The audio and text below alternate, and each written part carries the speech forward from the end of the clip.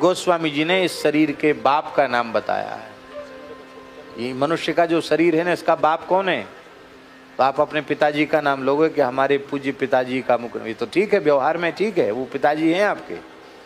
और आध्यात्मिक नाम लोगे तो कहेंगे माता रामो मत पिता रामचंद्र, ये भी उत्तर ठीक है। पर वस्तुतः शरीर जो मिला है वो कर्म के अनुसार मिला। किसके अनुसार मिला? तो इस शरीर के बाप का नाम है कुटिल कर्मचंद। क्या नाम है?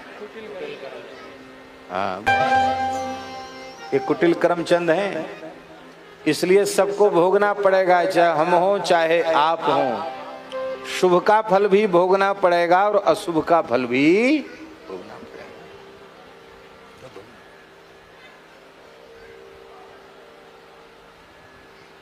कोई ऐसा मनुष्य नहीं जिसके जीवन में सुख ही सुख हो, और कोई ऐसा मनुष्य नहीं जिसके जीवन में दुख ही दुख हो।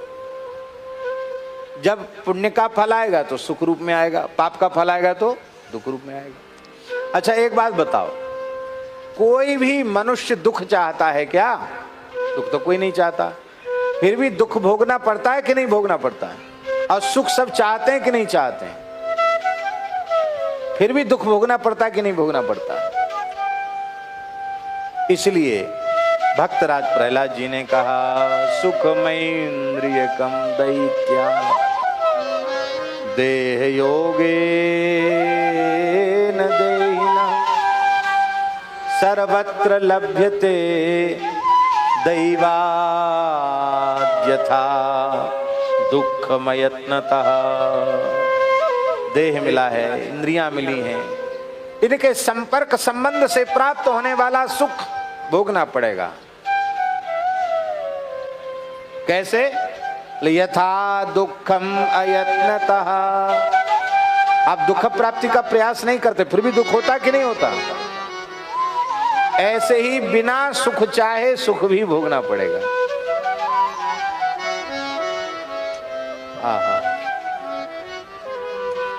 इसलिए बुद्धिमान मनुष्य का कर्तव्य है दुख से घबरावे नहीं और सुख की आशा करे नहीं।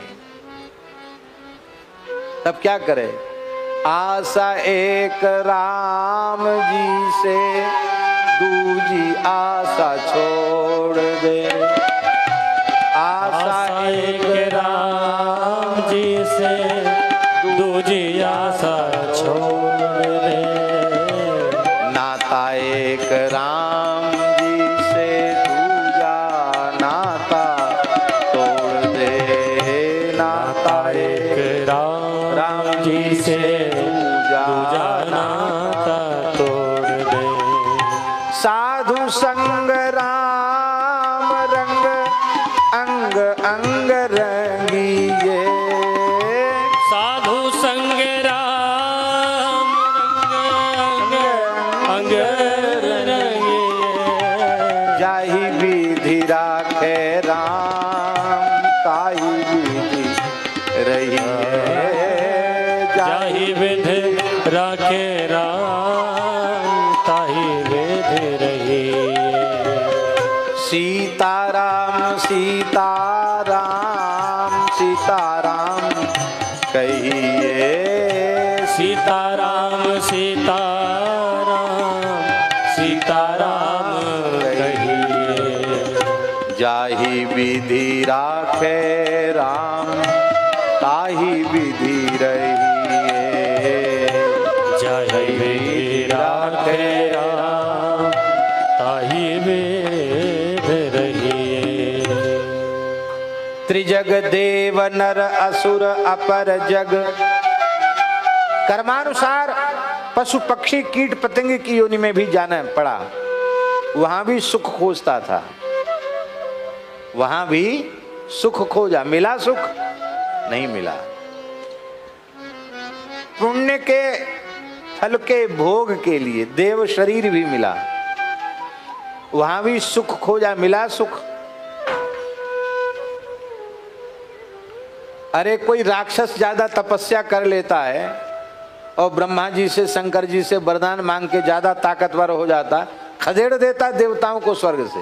ले साहब, बेचारों ने पुण्य किए थे लेकिन आक्रमण हो गया, स्वर्ग पर खदेड़ दिए गए, राक्षसों का अधिकार हो गया वहां, लो अब जाओ। माने वो पुण्य से मिलने वाली व्यवस्था भी पक्की नहीं है।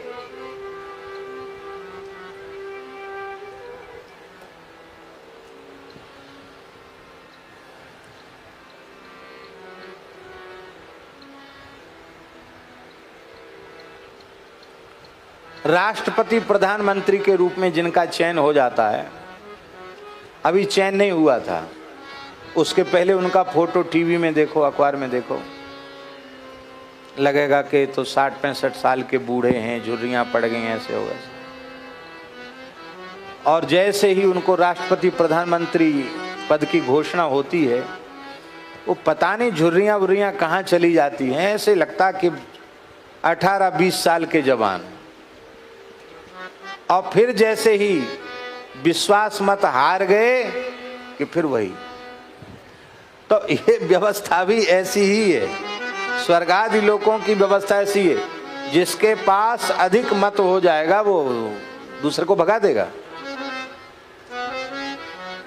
भैया शाश्वत सुख तो श्री रघुनाथ जी के चरणों में है, और कहीं शाश्वत सुख नहीं।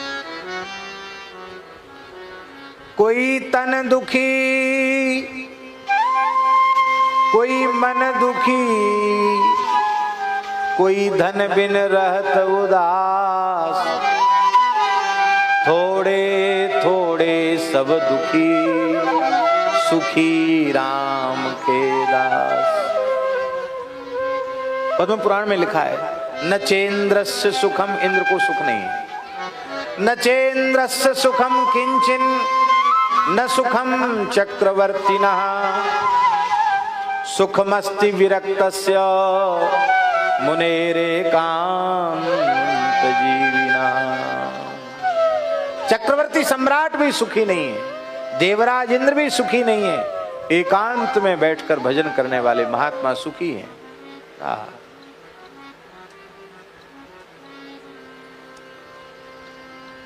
दत्तात्रेय जी जंगल में पड़े थे। कौन? दत्तात्रेय भगवान। और यदुवंशियों के पुरखा यदु महाराज वो पहुंचे वहां। उनको बड़ा आश्चर्य हो कि अवधूत, इसके शरीर पर कपड़ा तक तो है नहीं, और जंगलों में ऐसी चट्टानों पर पड़ा है, पर मैंने अपने जीवन में इतना खुश किसी को देखा नहीं। उन्होंने कहा, अवधूत आपका परिचय क्या है? अरे बोले मेरा बच्चा परिचय क्या बताऊं, लोग मुझे दत्तात्रेय कहते हैं, मैं महर्षि अत्रि का पुत्र और अनुसुईया का पुत्र हूँ, यही मेरा लौकिक परिचय है। अच्छा आप दत्तात्रेय जी हैं? प्रणाम महाराज। आपके कोई चेला चेली? बोले कोई नहीं, अचला लंगोटी दंड कमंडल कुछ नहीं, खाना पीना कुछ नहीं, आप इतने खुश क्यों हैं? तो दत्तात्रेय जी बड़े जोर से हंसे, बोले हमको खुश देखकर आपको दुख क्यों हो रहा है? आपको बड़ी भारी समस्या हो रही कि मैं सुखी क्यों हूं? बड़ी विचित्र बात है, संसार में ये भी बड़ी समस्या है, आप सुखी क्यों हैं? आप भी दुखी रहिए। तो फिर लंबा चौड़ा संवाद हुआ। तो यदु जी से दत्तात्रेय भगवान ने कहा कि हमने भोगों से सुख प्राप्त करने की आशा का त्याग कर दिया है। क्या? संसार के भोगों की प्राप्ति से सुख होगा, इस इच्छा का ही जड़ मूल से त्याग कर दिया, इसलिए हम सुखी हो गए। त्याग दुराशा जीते हैं, कहा ना, अभी आया था ना, मन पछतई है अवसर बीते, अब नाथ ही अनुराग जाग जड़ त्याग दुराशा जीते, बुझे न काम अग्नि तुलसी कहूं विषय भोग बहु गीते, मन पछतई है अवसर बीते।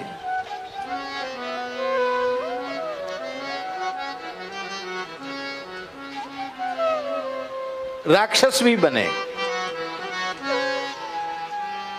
राक्षसों को भी बड़ी बड़ी शक्तियां मिली, लेकिन उसका भयंकर परिणाम भी उनको भोगना पड़ा।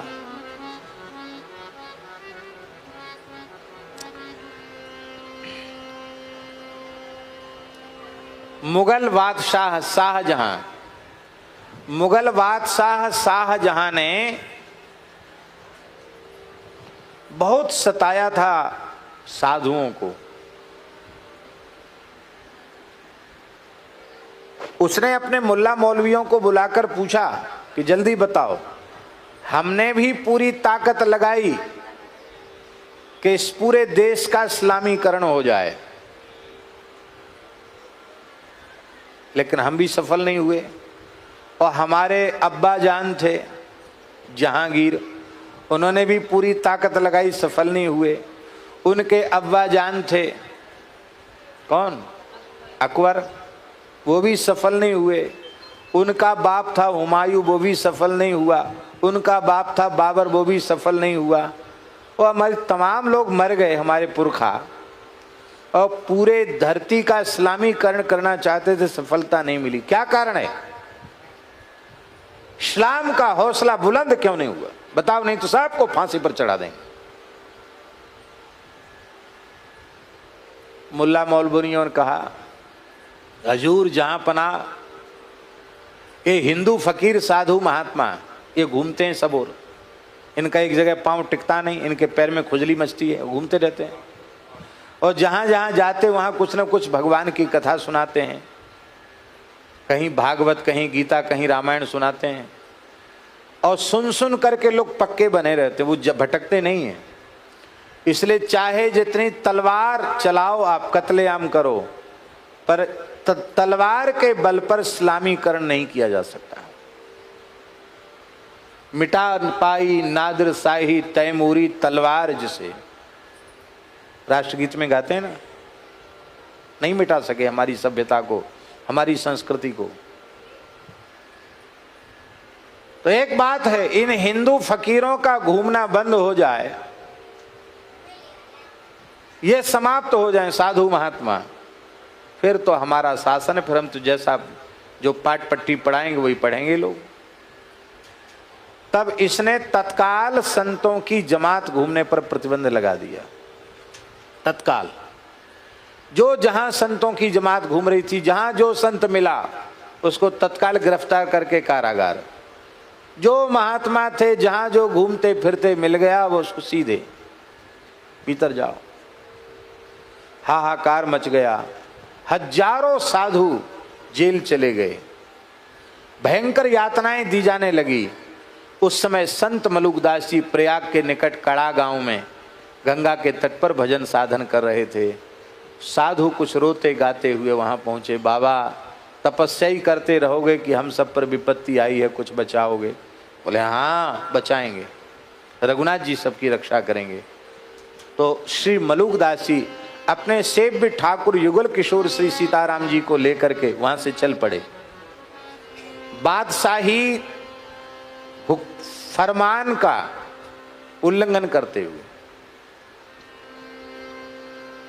1000 साधु थे। कितने साधु थे? 1000 साधु थे। कहा अपने सिर पे कफन बांध लो और चल पड़ो। अरे साधु तो बनते ही वे हैं जो संसार की दृष्टि में मर चुके होते हैं, अब और किसके लिए? इसलिए धर्म रक्षा के लिए चल पड़ो। 1000 साधु एकदम कीर्तन करते हुए चलेंगे, जो होए सो होए, मरना हो तो मरना हो, पर हम धर्म प्रचार भक्ति का प्रचार बंद नहीं करेंगे। आज भी वे ठाकुर जी जो पूरे भारतवर्ष का विचरण किए हुए मलुकदास जी के ठाकुर जी आज भी वृंदावन मलुक पीठ में विराजमान हैं। आज भी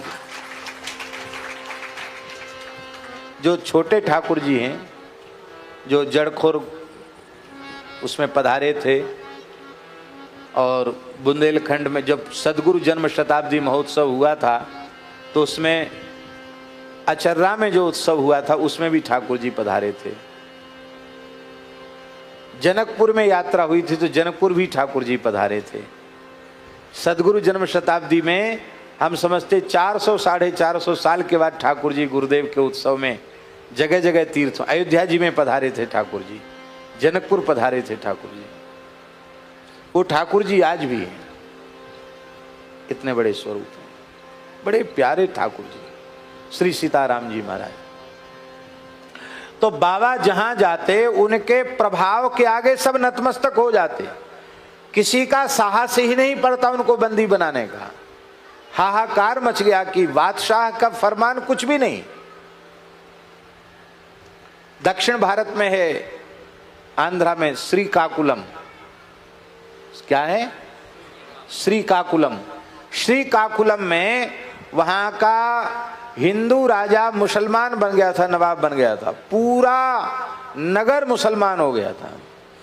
और वो इतना दुष्ट था, श्रीकाकुलम का नवाब इतना दुष्ट था कि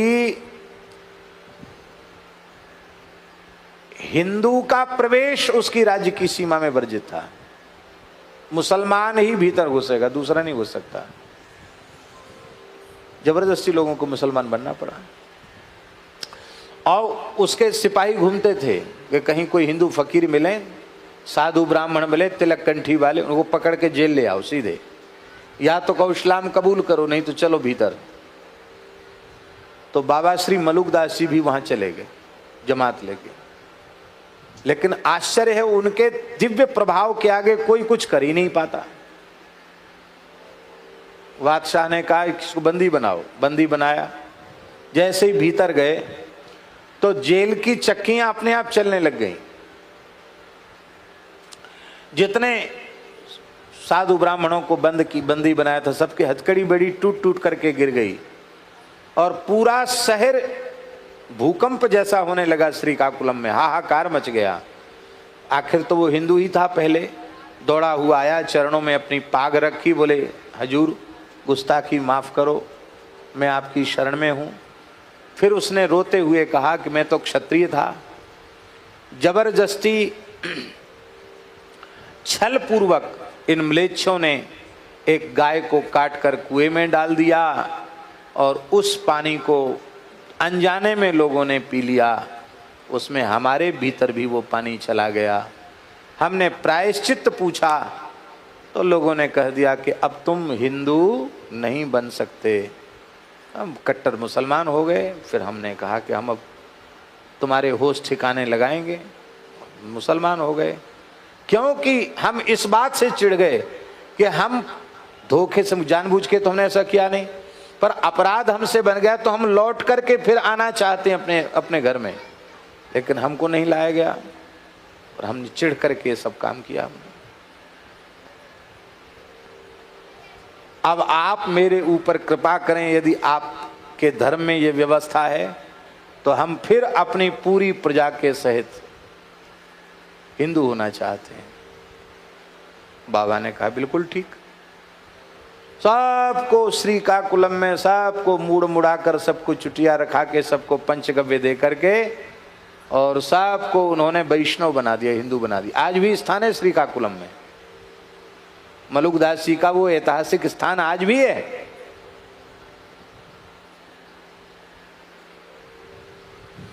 राम झरोखा बैठ के सबका मुजरा ले, जाकी जैसी चाकरी वाकू वैसो ही दे। आज भी स्थान है। अब ये बात शाहजहां तक आई। अरे बोले भाई हमने तो कानून बनाया था पर कानून तो चला ही नहीं, और मुसलमान भी उनके सत्संग में आने लग गए। अब ये और खतरा है, मुसलमान और हिंदू हो रहे हैं, अब क्या करें। तो जैसे ही दिल्ली जमात आई तो जमात को बंदी बनाया गया, और जैसे ही जमात बंदी हुई कारागार में मलुकदास जी जमात के सहित पहुँचे। हमारे ठाकुर जी भी दिल्ली की जेल घूमे आए, मलुकदास जी के संग वो भी थे। वहाँ जैसे गए तो वहाँ फिर सबकी हथकड़ी बेड़ी टूट गई, जेल की चक्कियाँ चलने लगी। बाबा प्रसन्न भये और बाबा तो वहाँ से चल पड़े। उनको कौन बांध सकता, हवा को कोई बांध सकता है क्या। तो वहाँ से चल पड़े, वहाँ से जमात लेकर वे वृंदावन की ओर चल पड़े। और शाहजहां के सारे शरीर में भयंकर जलन शुरू हुई। हाय जले हाय जले हाय जले हाय जले, बहुत जलन। बहुत हकीम वैद्यों को बुलाया गया, ठीक नहीं हुई जलन। तब मौलवियों ने कहा कि हिंदू फकीर मलुकदास जी के श्राप से तुमको ये हुआ, उनका अपराध लगा है, उनको खोजो। कहाँ है वो? बोले तो वृंदावन में है, जहाँ इस समय मलुक पीठ है। बाबा की जमात उस समय वहाँ पड़ी थी, जमुना जी के किनारे, गोपीश्वर महादेव के निकट। तब शाहजहां वृंदावन आया, आकर के कदमों में पड़ा। तो बाबा तो थोड़ा रुष्ट थे, बाबा ने अपना मुंह घुमा लिया उसकी ओर से। बोला महाराज मैं आपकी शरण में हूं, मुझे माफी दीजिए। इधर आ जाएं संत जी, यहां आ जाए, यहां बैठ जाए। मुझे माफी दीजिए। बाबा बोले अपने पाप का परिणाम सबको भोगना पड़ता है। तूने बिना अपराध के संतों को जेल में डाला है, इसलिए इसका पाप तुझे भोगना पड़ेगा। नरकों में तो भोगना ही पड़ेगा, यहां भी भोगना पड़ेगा। क्या? बोले तेरा ऐसा बेटा होगा जो तुझे जेल में डाल देगा और तड़फ तड़फ कर जेल में तेरी मौत होगी। क्योंकि कितने संतों ने यातना में अपने प्राण त्यागे हैं जेल में। बोला महाराज भले ही आपने श्राप दिया, अब तक हमारे कोई बेटा नहीं है, जेल में डालने वाला बेटा होगा तो सही, हो जाए चाहे, पर मैं जला जा रहा हूं, मुझे बचाओ। बाबा बोले हमारी शर्तें कबूल करो तो माफी मिलेगी, नहीं तो नहीं। कहाँ कबूल होंगी शर्तें? फरमान जारी करो कि हमारी शर्तें कबूल की गई। क्या? तो पहली शर्त रखी गई कि संतों की जमात घूमने पर लगे हुए प्रतिबंध को तत्काल समाप्त किया जाए। क्यों? संतों में किसी जाति वर्ग संप्रदाय का आग्रह भेद नहीं होता है, वे तो सभी प्राणियों के परम हित की बात कहते हैं। धन्य है संत की वाणी, इसमें क्या आग्रह है? परहित सरिस धर्म नहीं भाई, पर पीड़ा सम नहीं अधमाई। परहित सरस धर्म नहीं भाई, पर पीड़ा सम। अब हम आपसे पूछते हैं, इस सिद्धांत का हिंदू, मुसलमान, ईसाई, पारसी, यहूदी, दुनिया के किसी मतपंथ से विरोध हो सकता है? इस मत का, इसको कहते हैं संतों का मत। किसी भी प्राणी को दुख नहीं देना चाहते हैं। जड़ चेतन जग जीव जत सकल राममय जान, बंदों तिनके पद कमल सदा जोरी जुग पान। सिय राम मैं सब जग जानी, करहु प्रणाम जोरी जुग पानी। सिय राम मैं सब जग जानी, करहु प्रणाम जोरी जुग पानी। ये है, संत किसी के विरोधी नहीं होते।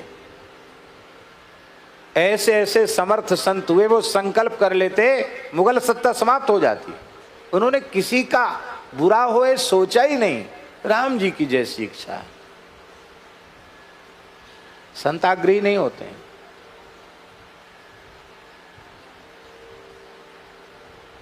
संतों की जमात पर लगा हुआ प्रतिबंध समाप्त हो, जो आज्ञा महाराज। दूसरा, बलपूर्वक धर्मांतरण न हो, जो आज्ञा महाराज। तीसरा, जजिया कर समाप्त हो, जो आज्ञा महाराज। इन दोनों पर टैक्स था विशेष, धार्मिक टैक्स। और चौथा, गोवध बंद हो। चारों शर्तें लिखित रूप में शाहजहां ने कबूल की। कबूल करते ही चंगा हो गया, स्वस्थ हो गया। बोला वाह बाबा चमत्कार हो गया, मैं ऐसे लगता था जो आग की भट्टी में डाल दिया हूं, तुम ठीक हो गया। मैं आपको कुछ देना चाहता हूं क्योंकि मैं मुल्क का बादशाह हूं। बाबा मलुकदास जी हंसे, बोले मेरी फकीरी के आगे तेरी बादशाहियत धूल है। अभी तो चरणों में पड़ा था कि हाय बचाओ हाय बचाओ, अब हमको देने के लिए बादशाहियत दिखा रहा है। मेरी फकीर के आगे तेरी बादशाहियत क्या है? कोई चीज नहीं। नहीं महाराज, मैं आपका भक्त हूं, कुछ तो आपको स्वीकार करना पड़ेगा। आपने कुछ भी स्वीकार नहीं किया। तब ठाकुर श्री सीताराम जी के नाम से उस जमाने में केसी घाट से राजपुर गांव तक की भूमि मुलुकदास जी के ठाकुर जी को मिली हुई है। अभी भी प्राचीन कागजों में यह बात स्पष्ट है, राजपुर गांव तक भूमि पड़ी है मुलुकदास जी के पीठ की। 500 गांव की जागीर ठाकुर जी की सेवा के लिए। कितने गांव की जागीर? अंग्रेजी शासन तक श्री महंत भोलादास जी महाराज थे तब तक, आज से ज्यादा पुरानी बात नहीं, 80-85 साल पहले तक वहां के महंत का ऐश्वर्य पूज्य महाराज जी ने, हमारे खाकचौक वाले महाराज जी ने देखा। महाराज जी कहते थे यहाँ का जो आचार्य होता था उसके हुक्म से फांसी माफ हो जाती थी, उसके हुक्म से जेल की सजा माफ हो जाती थी, और इनको पावर था फांसी देने का, इनको पावर था जेल देने का। ये लिख करके दे दे तो उसको फांसी हो जाएगी, क्योंकि शाहजहां ने फरमान दिया था कि मैं मुल्क का बादशाह हूं और अब फकीरों के बादशाह हैं। तो मलुकदास जी को फकीर शहंशाह का खिताब मिला था। गद्दी पर जो बैठता था उसको लिखा जाता था फकीर शहंशाह, ये उसके नाम के आगे लिखा जाता था फकीर शहंशाह, फकीरों के बादशाह हैं। बादशाह 4 घोड़ों की बग्घी पे चलता था, हिंदू राजा 2 घोड़ों की बग्घी पे चलते थे। ऐसा कानून था मुसलमानों के टाइम में। 4 घोड़ा हिंदू राजाओं के लिए नहीं थे। तब सोने की जड़ी हुई मड़ी हुई बग्घी, रथ और 4 घोड़े दिए। जो बग्घी अभी भी मुरादाबाद में अभी भी मलुकदास जी का स्थान है, वहां वो बग्घी अभी भी टूटी फूटी, बैठ जाओ मैया, अभी भी टूटी फूटी पुरानी बग्घी अभी भी वहां रखी है। ऐतिहासिक ये घटना सत्य है। संत किसी के विरोध ही नहीं होते हैं। संत तो सब जीवों का कल्याण चाहते हैं। तो असुर हुए, असुरों ने भी बड़े बड़े आतंक मचाए, पर उसका परिणाम उसे भोगना पड़ा। हम इस प्रसंग में इस बात को कह रहे थे कि शाहजहां जिसने अपनी बेगम मुमताज बेगम के स्मृति में ताजमहल जैसा एक स्मारक बनाया, क्या कहते हैं, मकबरा, मुमताज बेगम का मकबरा ताजमहल बनाया उसने। आज दुनिया का आश्चर्य है वो। जो ताजमहल बनाने वाली जैसी बिल्डिंग बनाने वाला शाहजहां, उसके पुत्र औरंगजेब ने उसको जेल में डाल दिया। कहां रहा? आगरे की जेल में रहा। कहां रहा? आगरा की जेल में रहा। और उसके साथ ऐसा व्यवहार होता था शाहजहां के साथ, उसको 24 घंटे में सूखी 2 रोटी, क्या सूखी 2 रोटी, कई कई दिन पुरानी बासी सूखी 2 रोटी और एक छोटी सी नमक की डली और 1 प्याला पानी दिया जाता था पीने के लिए। इसी में जिंदा रहो। और कुछ तो व्यवस्था थी नहीं, ओढ़ने बिछाने की कुछ नहीं थी।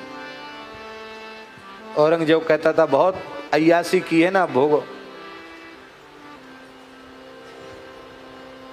दरी चादर बुना, जैसे आम कैदी बुनते ऐसे शाहजहां भी बुनता था। कभी सोचा होगा कि हमको जेल में दरी चादर बुनने पड़ेंगे?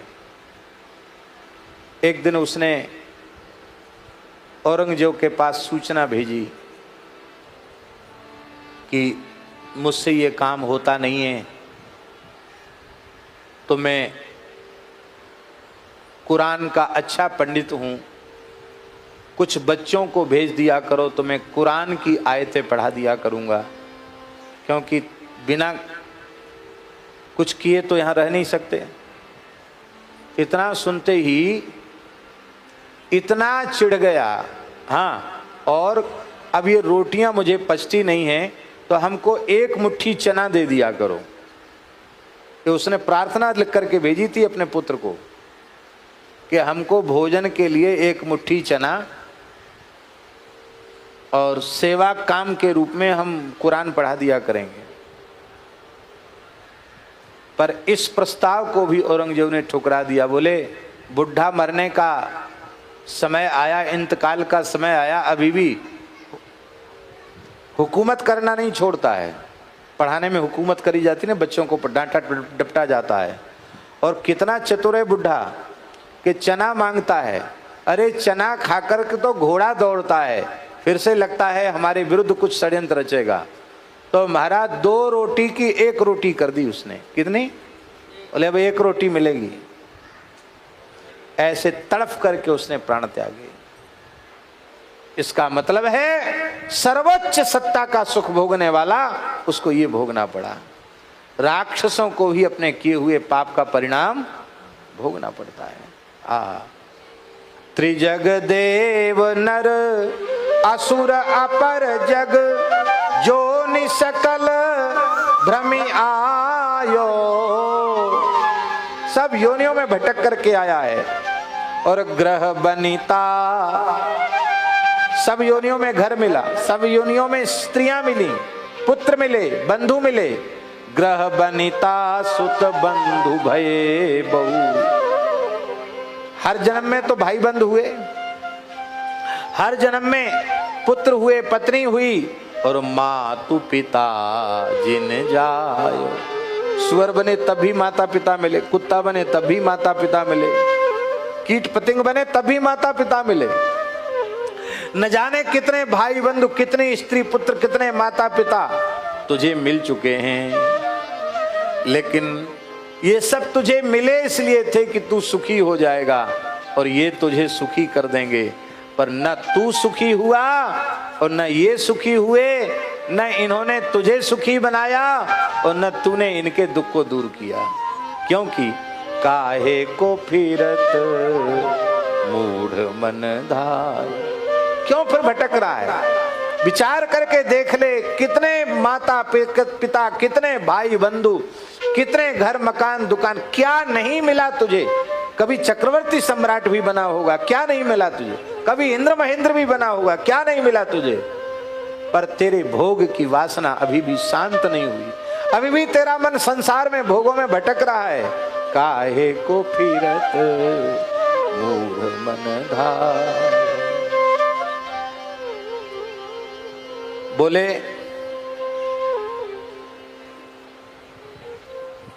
आप तो कहते हैं, पर संसार के व्यवहार में माता पिता, भाई बंधु, मामा मामी, फूफा फूफी, मौसा मौसी और न जाने कौन कौन से संबंध होते हैं, वो सब अपने से बड़े माने जाते हैं, उनकी बात भी माननी पड़ती है। बोले हाँ मानो, कितने समय से मानते चले आ रहे हो, मानो ना नहीं की बात। ये तुझे क्या सिखा रहे हैं? जाते निरय निकाय निरंतर, सोई तीन तो ही सिखायो। जिनको तू अपना माता पिता, भाई बंधु, नाता रिश्तेदार मान रहा है, पत्नी पुत्र मान रहा है, इन्होंने सबसे भारी शत्रुता का काम तेरे साथ किया। इन्होंने वही बात सिखाई जो तुझे नरक की ओर ले जाने वाली है। भजन की बात, सत्संग की बात इन्होंने नहीं सिखाई। जाते निरय, निरय माने नरक, निकाय माने समूह, जिनके कारण तू नरकों के समूह में पड़ा, वही बात इन्होंने तुम्हें सिखाई। कितनी बार नरक भोगा, कितनी बार नहीं इनकी आज्ञा का पालन किया।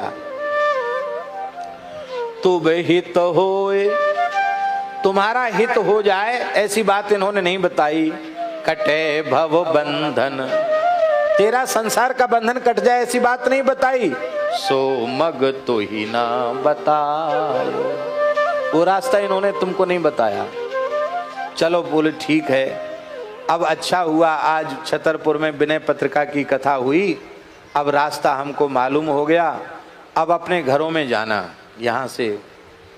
और बोले अब हम तो भाई धोखे में रह गए, कोई बात नहीं, जो हुआ सो हुआ। अब बेटा बेटी सबको बुला के अब छोड़ो, सब भजन में लग जाओ। अपनी छाती पे हाथ धर के बोलो, ऐसा कोई समझा पाएगा? सब कहेंगे बस हम तो शादी ब्याह कर दें, अपने पाँव पे खड़े हो जाएं, ब्याह हो जाए, चाई माई फिर जाए, बस हम तो अब चक्र, अरे भाई तुम चक्र से मुक्त होना चाहते हो और दूसरे को चक्र में क्यों डालना चाहते हो? पर संसार की स्थिति है, सही बात कोई किसी को नहीं बताता, कोई किसी को नहीं बताता। मातु पिता बालकन बुलावहीं, उदर भरे सोई धर्म सिखावहीं। सब पेट भरने का काम सिखाते हैं। ऐसी बात बताने वाला कौन है? नायम देहो देह भाजाम नृलोके, कष्टान कामान अरहते बिडभुजाम ये, तपो दिव्यं पुत्र कायेन सत्वं, शुद्धेद्यसमान ब्रह्म सौख्यम त्वनंतम। भगवान ऋषभदेव कह रहे हैं, हे मेरे प्यारे पुत्रों, ये शरीर स्वर कुत्ते गधे घोड़े जिस भोग को भोगते हैं उसको भोगने के लिए नहीं मिला है। ये दिव्य तप का अनुष्ठान करने के लिए और अनंत ब्रह्मानंद की भगवदीय सुख की प्राप्ति के लिए मानव जन्म मिला है। हमारे कहने का सही मत लगाना कि सब बाबा जी बन जाओ।